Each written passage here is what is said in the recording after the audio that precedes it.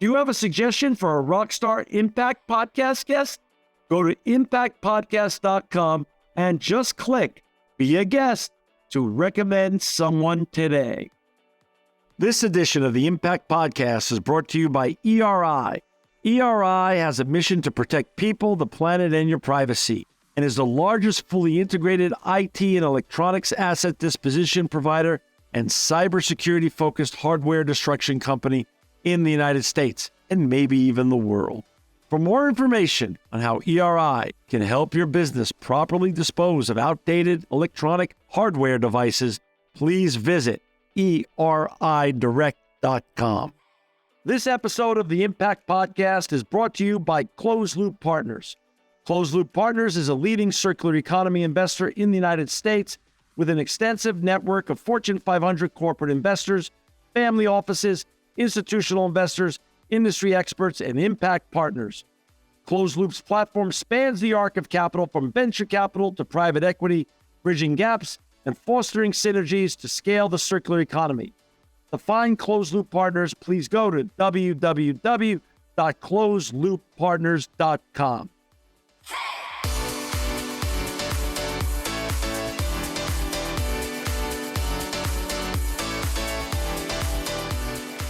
Welcome to another edition of the Impact Podcast. I'm so excited and honored to have with us today Amelia DeLuca. She's the Chief Sustainability Officer for Delta Airlines. Welcome, Amelia, to the Impact Podcast.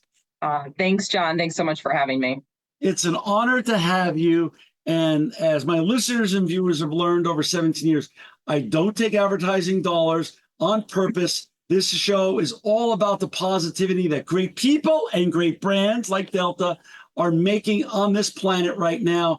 But I do have to go out of my way to say I am a proud user of your amazing airlines. Whenever I can, it's Delta first that I book in for my travel. And I just want to say thank you to you and all your colleagues, because I'll tell you what, you run a great ship over there. Your colleagues run a great ship, and it's just a joy and pleasure to fly with Delta Airlines. Thanks for that, John. You know, I've been with the airline for almost 18 years. My entire career has been at Delta, and I share that sense of pride in terms of what we do every single day and the amazing people that I get to work with. And I'm always so grateful. It never gets old to hear from customers like you about how much you love Delta. I love Delta. Amelia, before we get talking about what you and your colleagues are doing in sustainability and beyond at Delta Airlines, can you share a little bit about your background, where you grew up, how you got on this fantastic and important journey, and who or what inspired you along the way? Oh my gosh. Where do you begin, right? I'm sure you find that for so many people that they think well, gosh, I've got to thank my mom and my dad and, no, I'm just kidding. I think for me, it comes down to a couple different things. So one, I obviously love this industry and I love this company so much. And so to combine sustainability with it just felt like it still feels like a dream, right? Just an absolute dream to get to be in a place that I love doing something that matters so much. But I think the inspiration really comes from two things. Some of it's things you probably heard before, kids, right? I have two daughters who are 6 and 9 who will inherit the earth from all of us and who I want to be able to look back at some point and say, I got it started. Did I fix it? Absolutely not. But I got started on the journey that their generation will essentially inherit, but I also truly be able to believe to solve, the hardest things about climate change. Separately, though, I think the real inspiration has come from my husband, who's been involved in the sustainability field for quite some time, but through an educational lens. So he has been a middle school education teacher for decades at this point. And he was into sustainability before it was even cool to be into sustainability. And that's just because he looked around education and just thought, we're not educating kids with the right mindsets to be strategic thinkers, to be systems thinkers, and ultimately to be sustainable thinkers. And so he really had already started that path within education. And I can see why, when you think about turning a giant ship, which is whether it's decarbonization of the airline industry or anything within climate change, you have to really step back and talk about it's how our brains are wired, right? It's how our brains are wired to think that we have to first kind of unpack before we start to get into the specific solutions. It's so true. And you talk about big issues or big problems to tackle. Decarbonizing the airline industry is one thing. How about decarbonizing the planet? I mean, we're part of that whole ecosystem. Where did you grow? I know you're in Atlanta now. I'm in Fresno today. Where did you grow up originally? So I grew up in a suburb of Chicago, and I will just give you a really small story that's kind of interesting. We'll come back to it later in the show, but Sure. my whole world today with sustainable aviation fuel, which we'll talk about what that is, right? But fuel that's not coming from fossil fuel, but right, it's coming from a product that is more sustainable, potentially with corn residue, is a big part of my life. So I spent a lot of time now with farms and farmers. And one of my earliest memories of corn is actually when I moved to the suburbs of Chicago, there was a farm in my backyard, which now there's probably not a farm for within 100 miles of where that suburb is. But just again, it kind of shows what we as a long time as society kind of did was kind of build without necessarily thinking about what we were doing to the earth. And now some of us are coming full circle to say, now I want to become part of the solution for some of the things that we did, decades ago. And so anyways, Chicago was home. I went to school in St. Louis. I started my career in Minnesota. I definitely say I'm a Midwest person, but at this point I've lived all over the world. So now I say I'm a global nomad. Oh, that's awesome. I love it. And that's just tremendous. And you've been at Delta 17 years, like you said, most of your career, if not all of your career. Talk a little bit about where you entered at Delta and talk about the evolution of your career at Delta Airlines. Yeah, I always say I was a math major trying to avoid the insurance industry. And I don't think that was totally true. It's mostly just making a joke. I think it was more of I really had a desire to live and travel the world, and obviously an airline is a perfect place to do that. I was a math major, and had just, I would say, one of probably the first groups of students who learned coding through a math degree. And so that's really what got my foot in the door in the airline industry, is that I was able to code at a time when that wasn't as common of a skill as it is now. And so my first number of jobs were pretty analytical, technical jobs. Grew up on the commercial side of the business. So your sales, revenue management, network planning, and just always loved the work. And I will say some of that pulls through to sustainability, because within sustainability, we always say, let the data set us free in the decision making, because you can get caught up in what's the right decision for the planet, or what do our stakeholders really think about this issue, right? We're dealing with really complex, not only problems but solutions. And so I always go back to my math roots, which is somewhere out there's a way to do an analysis that's going to help inform our path forward. So true. If you can't manage what you don't you can't Exactly. measure. So it comes down to that 100%. that wisdom and that adage. Talk a little bit about one thing I've learned over the years, Amelia, is that Chief Sustainability Officer, Chief ESG Officer, Chief Impact Officer, or some combination thereof can be read narrowly or can be read broadly. Mm-hmm. So as a Chief Sustainability Officer, talk a little bit about your day-to-day, week-to-week, month-to-month, quarter-to-quarter, and year-to-year. What do you do at your job, and how wide or narrow is your mission as a Chief Sustainability Officer of Delta Airlines?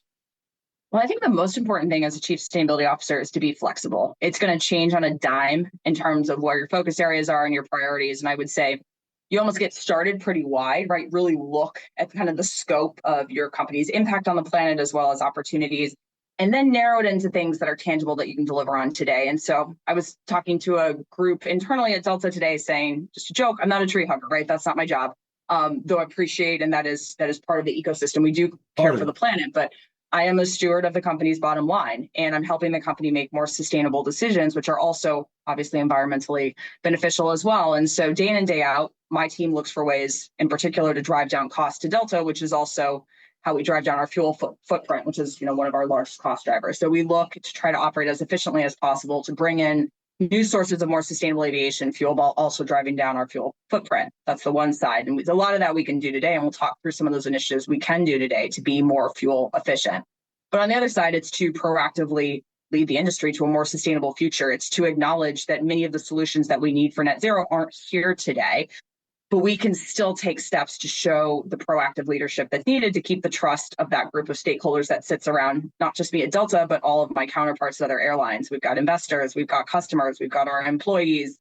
We're also all brands, right? Which is a little bit unique from other CSO perspective, is that we also lead large brands, and brands are beloved. And some of that, like I said, just comes down to trust more than anything else. And brands are not only beloved, but, listen, I love having startup entrepreneurs on this show who have come up with real disruptive technology that is hopefully going to change the world. But I love also having folks like you who represent iconic and beloved and big brands, because when you guys move, and when you move at Delta, you move the needle in a very sizable and measurable way. Let's go back to something you just mentioned 3 minutes ago or so.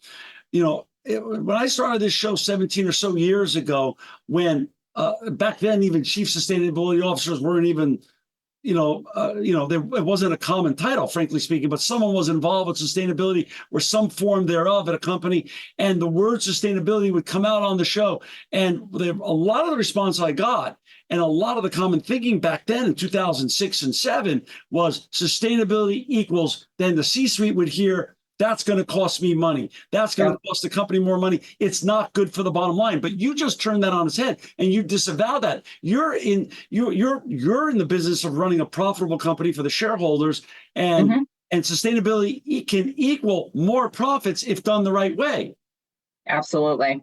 No, that's the thing is we sometimes, I think, get caught up a little bit in the rhetoric of the word sustainable or the politicization of the word at times. But I think at the bottom, at its core, right, it's just looking at how a business operates and doing it differently with a better end in mind than we have today. And so for us, it is consuming less fuel every single day than we did the day before in terms of flying more efficiently, while innovating to bring a more positive customer and employee experience to potentially the aircraft of the future, while similarly bringing a new source of fuel in, which can reduce carbon today up to 80%. But more importantly, just step back for a second, just as a business person, that business economics, most people don't go through business school without having some case on airlines and about the basics of the fact we run razor thin margins and they are all over the place, right? And why are they all over the place? Well, sometimes you have a pandemic like COVID that no one can avoid, but often it's tied directly to the cost of oil. And so if we can move away from being completely reliant on the price of oil to be dictating our company's profitability by moving into a more renewable source for one of our largest cost drivers, a renewable and potentially limitless source, which is your future synthetic fuels, it's kind of beautiful. And that's where I love to tell the story of there's a lot we can do today to impact that helps our bottom line. And there's a lot we can do for the future to just really smooth out our business to make it profitable and sustainable for centuries to come, dare I say. That's so interesting. It's funny. One of the most impactful stories I heard in person from a person who was senior to me and a very successful business owner is he was in the airline industry. And he still is in the airline industry. He runs an airline now, not on Delta's level, but still a great airline. And in 1999, I was flying with him somewhere, and he said to me, John, just based on the price of oil, that could take a profitable airline on Tuesday and overnight make us unprofitable on Wednesday. And I was like, come on, it's not that simple. He goes, it's that simple. It is. It's that simple. Exactly. And I think, back to some of the questions just at the beginning, John, I joined the airline industry when it was in bankruptcy in 2006. So I'm very acutely aware of how quickly this industry can turn. And so some of what I do is, like I said, just this utopian future that I really believe will come with net zero, which is when we are using 100% sustainable aviation fuel that's coming from, again, potentially captured carbon and green hydrogen, which is coming from renewable energy. It's zero emissions and it's a stable. And there's some modeling that says it actually could be cheaper than jet fuel, which then you talk about the social goodness of this industry becomes more accessible to more people from an economic perspective, which is just, it's great. So, I mean, like really, if we were forced to get rid of the word sustainability, to your point of a couple of minutes ago, and you were not allowed to be called the chief sustainability officer, you'd probably be called the chief resilience officer. Yeah, I love that word. I hadn't really thought about that before, but yes, I mean, I think that's what it is, right? That's what it is. Looking at areas of the business. And I will say from our perspective as Delta, there's no better time to do this than right now. We're coming out of COVID. We're having a chance to really look at everything. During COVID, we had a chance to relook at a lot of our strategies. And that's where you saw a little over a year ago, we rolled out a new multi-layered sustainability strategy, but similarly day in and day out in terms of how we operate and how we can operate more efficiently. Now is the time to be having that conversation because Delta's weathered the worst of COVID. And we're very open and understanding that, yes, we can do things differently in a pursuit of a better good. I mean, let's talk about that, though. Let's talk about short-term actions with long-term impact. And how do you go about thinking about today? Like you just said, no better time than now to start making a better tomorrow. Yeah. Well, let's talk about how we bucket our work just to make sure we're talking about the specific time horizons. It is what we fly, how we fly, and the fuel we use. The fuel we use is the one that's the furthest away, and I think we're going to dive into that. But what we fly and how we fly are two things that have major impacts today that we can show just a litany of things that we're doing. So, every new aircraft that we bring online, and we've brought on plenty in the last couple of years as we retired some of our oldest ones during COVID and then brought on new ones, can have anywhere between 10 to 20% more fuel efficiency. That already is huge, not only fuel savings for us, but carbon savings for us. Then within how we fly, you get into just a really interesting discussion on how 90% of an airline's emissions come from jet fuel. But we know that consumers expect us to be sustainable. And when they think about what their sustainability expectations are, sometimes it's related to jet fuel, but sometimes it's related to elimination of single-use plastics or offering more sustainable food options. And so you'll see on board, as well as things you don't see, just a lot of different examples of sustainability and how we fly today. So we're eliminating our single-use plastic cup. We're testing a paper cup right now. And then we are tackling weight on board in a lot of different ways. So if you can pull weight off board, it means you are burning less fuel. But that also has consumer goodness. So we're really trying to build personalization and bring personalization on board. If you've sat in a premium cabin with us recently, especially overseas, you've probably had a chance to pre-select your meal. That's a great customer experience that also helps us to board less meals and to have less waste at the end of it, right? So all these things are in the vein of customer and employee goodness. And then when it comes to jet fuel usage today, this is the one I could just go on and on about. I was actually just in Kansas City yesterday, where we have a large maintenance operation where we are installing these, they're called split scimitar winglets. Don't worry about the name. They sit at the end of the wing. You've seen them before. They kind of look like this, and now they kind of go back, if that makes sense. Yeah. Those are things we can do today to bring down our fuel efficiency. And so we are hard at it, from modifying our planes to changing how we power our airplanes when they're on the ground, to really thinking about landing procedures. There's kind of no stone unturned at this point from a Delta perspective in terms of trying to walk our fuel footprint down now while we scale the fuel of the future. You know, it's a fascinating thing you just talked about. You just talked about inside and outside. Client experience, flyer experience, but also operations and operational efficiencies. What informs you? Do you look to clients to, is there an email box or something where clients are saying, hey, if you did this, it'd be better for all of us? And also internally, how do you work with sustainability ambassadors inside of your company to make sure you're getting the feedback from the floor? Because you're only one person. You can't be everywhere all the time. Who's informing you on what issues can make the biggest impact if you tackle them now? Great. Well, let's start with our employees, because that's where everything at Delta starts. We've had for years now Green Up, which is an employee business resource group, which is our employee-led sustainability initiatives where we get a lot of our feedback. We also run a number of councils at this point. We run a waste council, we run a sustainable aviation fuel council, and we run a carbon council. And that's where we get our senior most leaders from all the operational divisions kind of show up, and we work together to achieve fuel savings every year. So last year, we saved 8 million gallons of jet fuel. We are aiming to at least more than double that this year. And that's led by the operating divisions, with us in the center, just facilitating the conversation and making sure the business cases are set up for success and funding some of those pilot projects. When it comes to consumers, that's where it gets a little bit trickier, to your point. But the good news is we are a very trusted consumer brand. We have a lot of means of listening, and we're just trying to expand those touch points. I'm actually looking at a body of work that's fresh off the presses. We just did this with our consumer insights team, and it's we had last done it a couple of years ago, where we'd really gone in depth and quantitative and qualitative to just say to both our most high value customers, to our Gen members, to all the generations of the ages that fly, what does sustainability mean to you? What are your expectations for your brands? What are your expectations for Delta? And some of it's no-brainers, but behind it is then when you have that specific data that says, okay, here's the demographics of the individuals that say that they want this. Here's the demographics of the individuals that say they want that. But one of the more eye-openers I would say to us is that it is becoming an expectation, and it's being tied direct into how someone feels about a brand. So that's the first thing. It's no longer this conversation exactly of willingness to pay, but more of I expect my brands to be sustainable. And I think with that, flyers in particular are looking to airlines to make a difference first and foremost. They don't want us just passing on to them. They want us to tell them all the things that we are doing today, which we're already doing.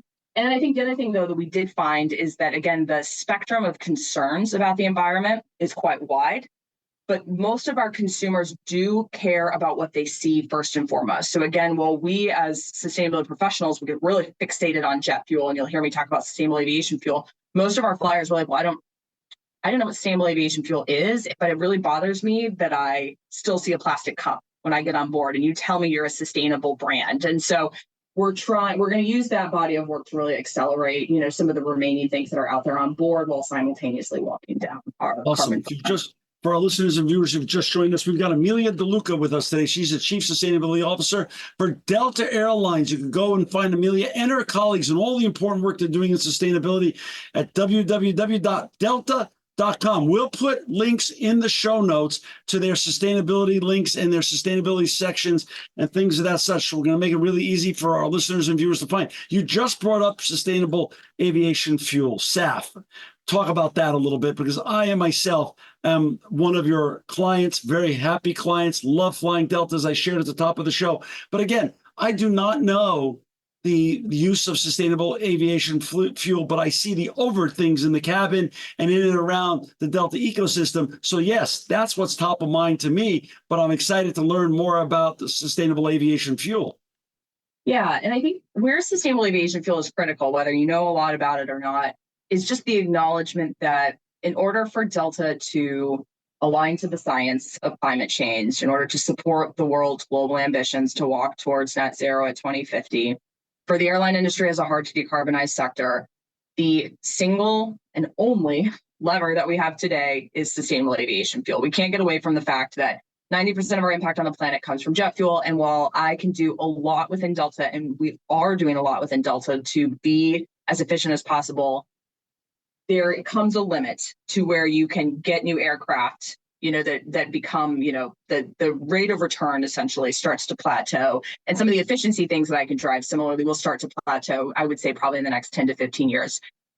So then you look and you say, okay, well then what else does an airline do? And it needs to replace its fuel. And so when you think about fuel and the impact on the world, just very simply, fuel has two things that cause carbon to go into the air, right? It's when I'm extracting the fossil fuel to begin with and when I'm combusting it.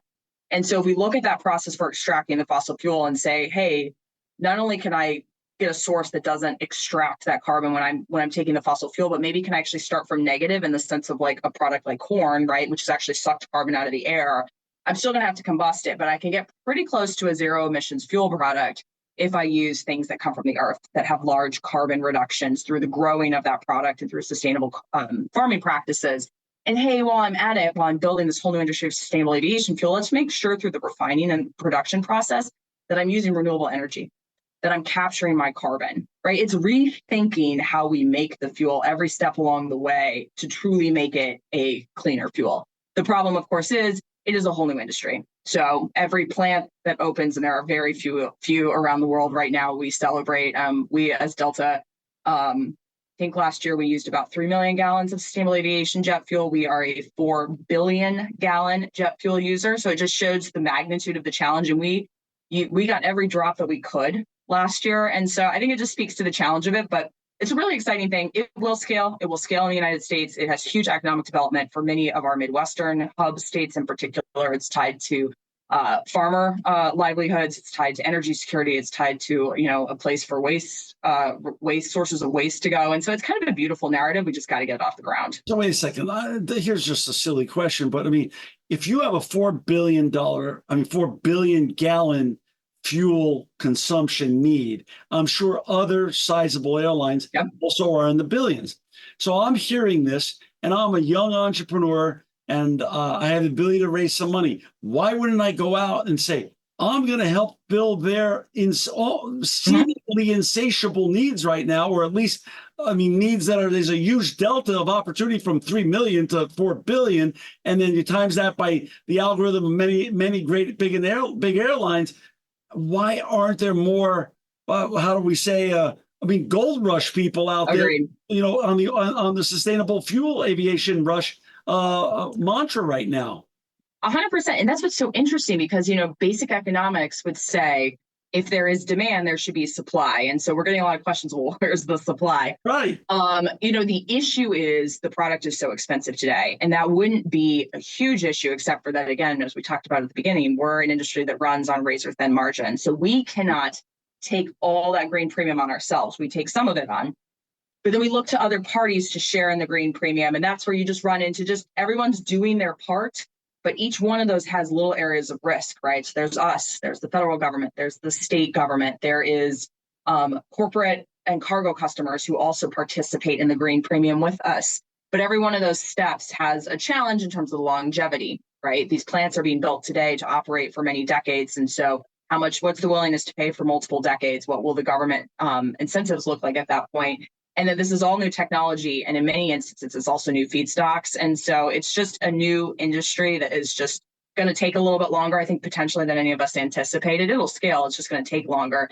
Side note, PSA, if you have kids in college who aren't sure what to do, point them towards the SAF industry, because it's going to have a huge job economic boom for the United States, because these plants should be favored to exist in the United States versus anywhere else. It's a great call. Everyone talks about technology, and there's nothing the matter with technology and talking about AI. Everybody should go into AI and all that other kind of fun stuff. But here you just pointed out what a growth industry. It's coming. It has to come. It has to exist, and it has to scale.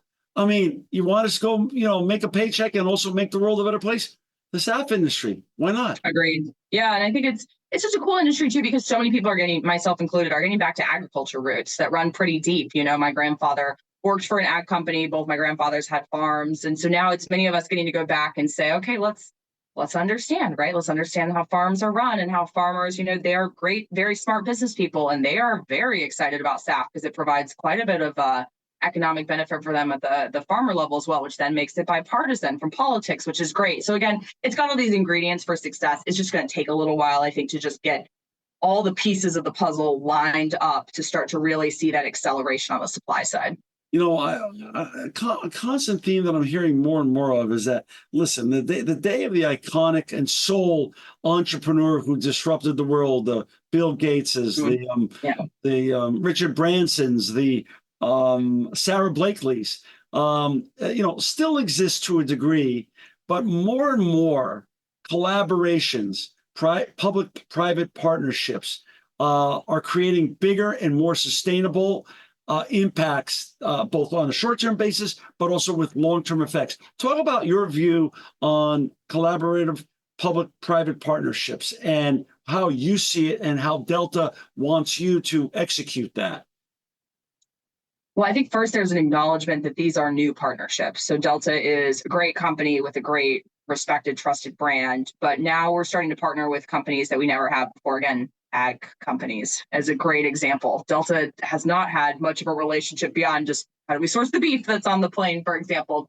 So part of it is just going back to let's build a relationship, right? And we're going to be in it for a long time, and let's not be transactional. So we spend an immense amount of time choosing our partners. Sometimes I would say there's been a couple examples where we get pushback for maybe being the last ones out with the chosen partner for whatever new technology or new thing it is. And the point is, behind the scenes for Delta, our partners really matter to us. These are people that we want to be by our side day in and day out through the good and the bad of what will be scaling this industry. And so we really think about who we want our partners to be, and not just that direct partner from the startup perspective, but the whole value chain. So a great example of that is the Minnesota SAF Hub for us.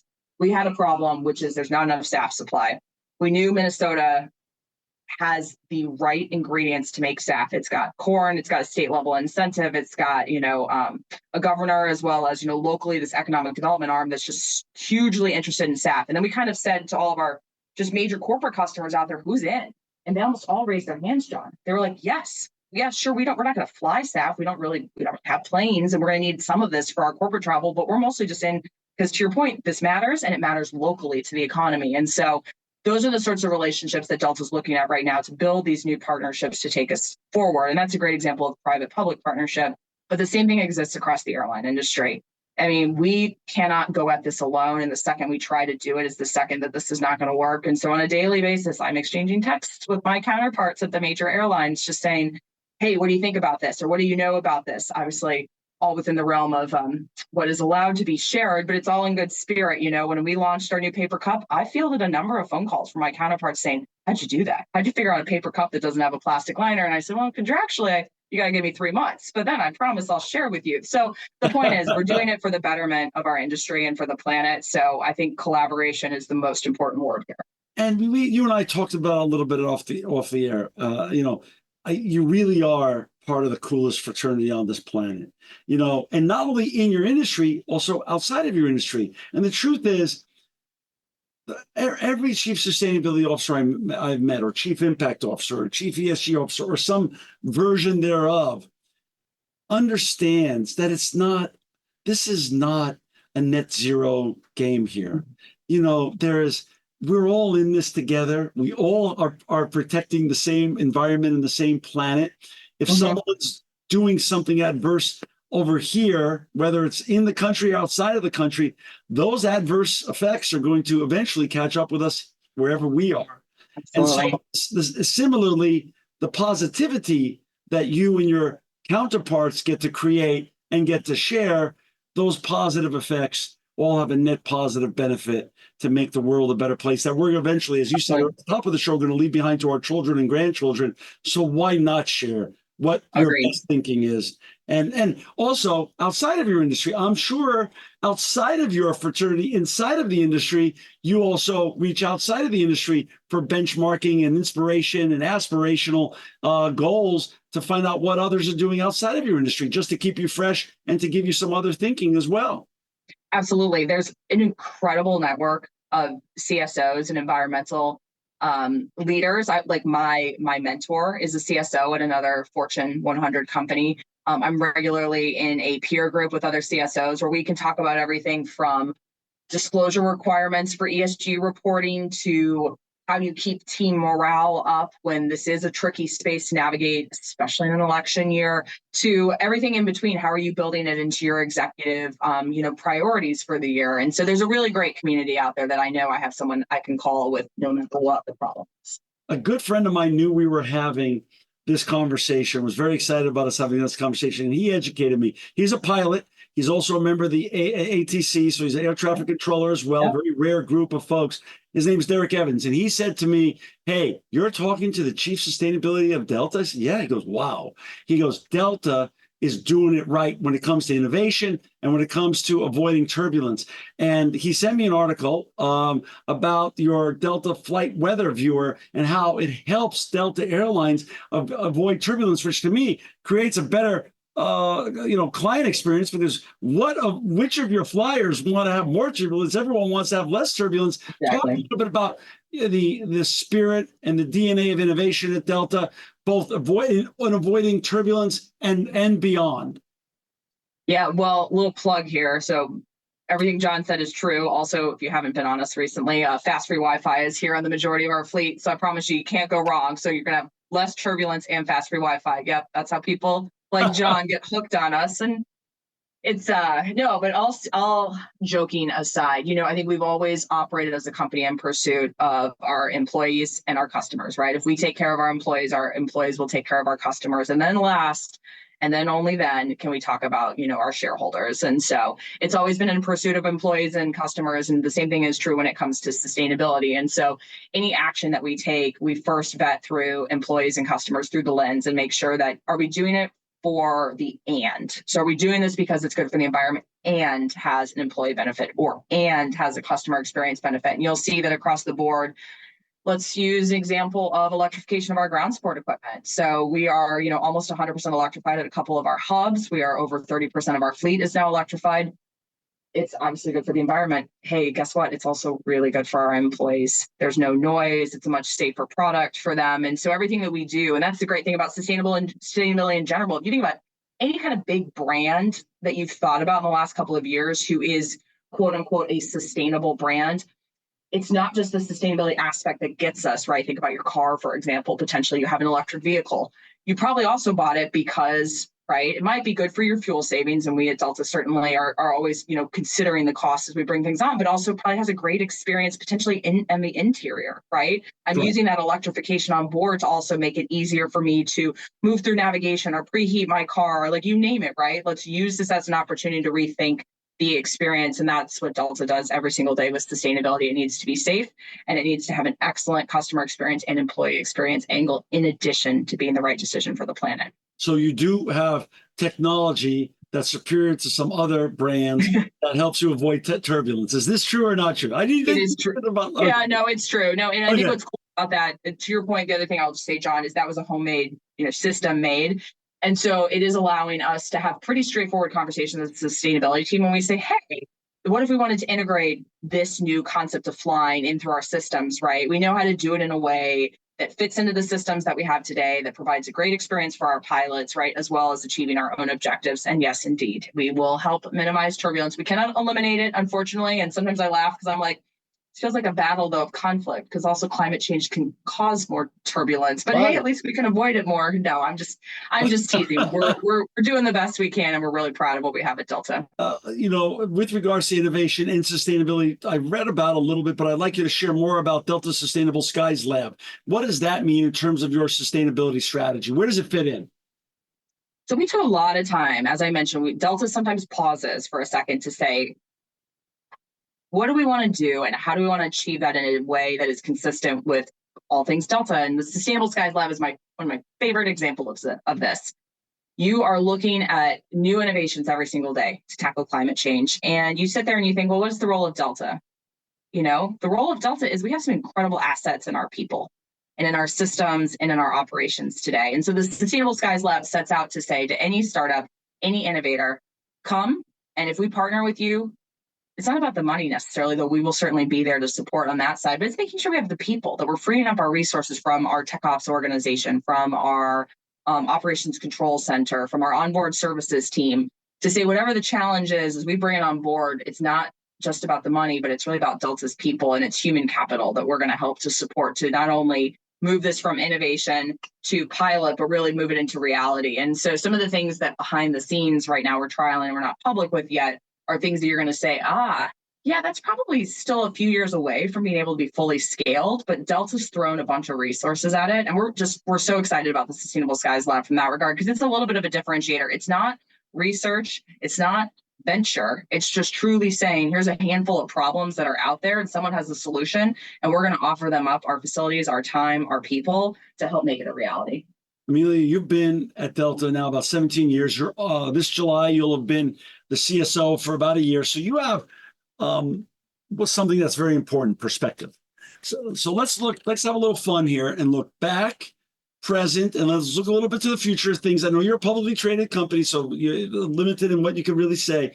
Talk about one favorite initiatives in sustainability, looking backwards that you're most proud of, currently that you're most proud of, and looking to the future that you're most excited about, that gets you out of bed in the morning.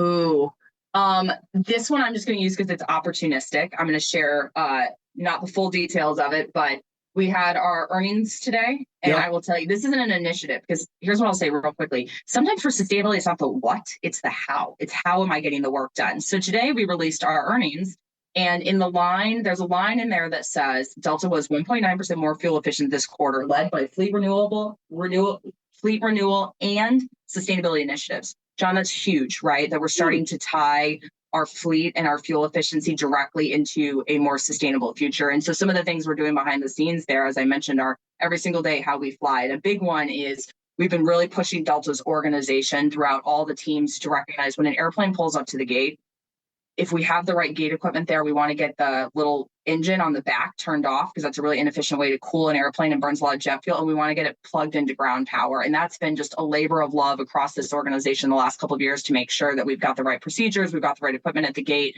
provides a better customer experience because you're able to have a better, cooler experience on board because you've got a bigger machine. So I think that's one I'm just super excited. We're starting to see that really pay off in terms of our fuel efficiency that we can drive. Next is Minnesota. That's the thing that's here, but it's just starting now. Minnesota will produce SAF. We are so proud to have a hub state like the state of Minnesota, where I started my career, being on the forefront of sustainable aviation fuel development. And then I think finally, I just get excited about what the aircraft of the future could look like. We have a couple partnerships through our Sustainable Skies Lab, from an eVTOL company to Airbus and Boeing. Both have new airframes of the future, new propulsion systems. And I just get excited just thinking about what air travel looks like in the future. It's just as long as it is sustainable, I'm very open to change. That's awesome. And what I want to just say is this. You and I both know sustainability is a journey. There's no real finish line. There's a lot more to discuss that we're going to discuss. I want you to know you're always invited back on the Impact Podcast to share the continued journey at Delta in sustainability and all the important things you're doing that make a great impact on this planet Earth with your colleagues. Amelia, DeLuca, thank you for spending all this time with us today. Thank you and your colleagues at Delta for making the world a more sustainable and a better place. Thanks, John. Really appreciate the conversation. This edition of the Impact Podcast is brought to you by Engage. Engage is a digital booking platform revolutionizing the talent booking industry. With thousands of athletes, celebrities, entrepreneurs, and business leaders, Engage is the go-to spot for booking talent, for speeches, custom experiences, live streams, and much more. For more information on Engage or to book talent today, visit letsengage.com. This edition of the Impact Podcast is brought to you by ERI. ERI has a mission to protect people, the planet, and your privacy, and is the largest fully integrated IT and electronics asset disposition provider and cybersecurity-focused hardware destruction company in the United States, and maybe even the world. For more information on how ERI can help your business properly dispose of outdated electronic hardware devices, please visit eridirect.com.